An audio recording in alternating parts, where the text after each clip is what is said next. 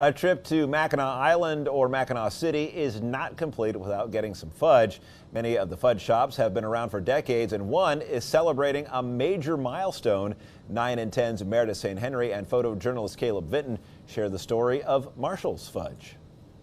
Marshall's Fudge Shop is celebrating 100 years. They were the first Mackinac Island fudge shop to move from the island to the city.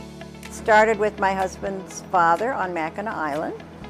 He made fudge there as a young man. He was a character, kind of like my dad. People didn't forget him for sure. He liked to tell jokes and liked to have a good time and had a great little smile and twinkle in his eye. The story of Marshall's Fudge begins in 1923 when Mackinac Island native Jim Marshall took a job in the island's first candy store, eventually opening his own store, Marshall's Driftwood Fudge, right on Main Street. It was one of the industries on Mackinac Island years ago, and it was a way for the locals to make money in the summer. Jim, his wife Ordell, and son Dean took the business to the mainland, opening in St. Ignace. I married into the family. Dean was in the service, and I met him in Nebraska when he was stationed there.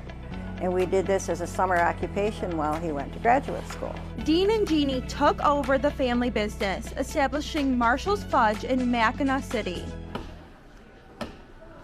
We lived here. We lived behind the store for 10 years before we had our home. We had the whole run of the town, and we could go wherever we wanted on our bicycles. We go to our friends' pools. Their parents owned hotels, so we would go swim all day and then come back. My mom would give us something to eat, and out the door we go again. Running the fudge shop wasn't Dean's only job. He was also an accounting professor at Ferris State University, where he recruited one of his students, Bud, to spend the summer making candy.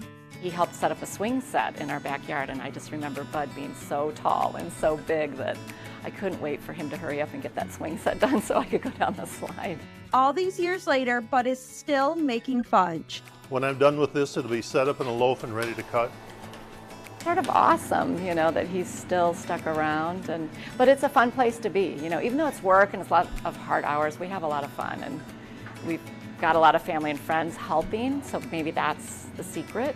Just the key at our fudge is consistency. You know, we've had the candy makers that have been here for a long time. They know what they're doing.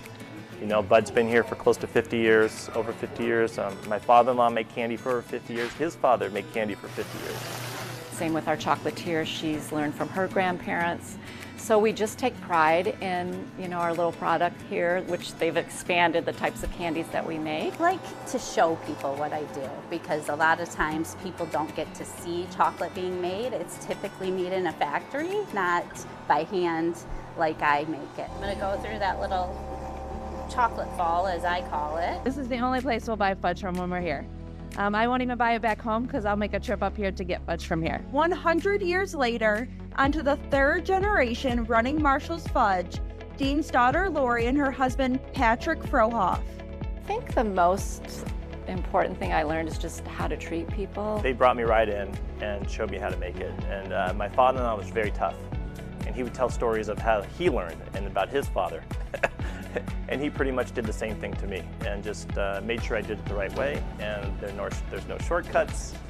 And it's all about the product. Thanks so much. Have a good one. Can't imagine there not being Marshall's Fudge in Mackinac. For this special report in Mackinac City, Meredith St. Henry, 9 and 10 News.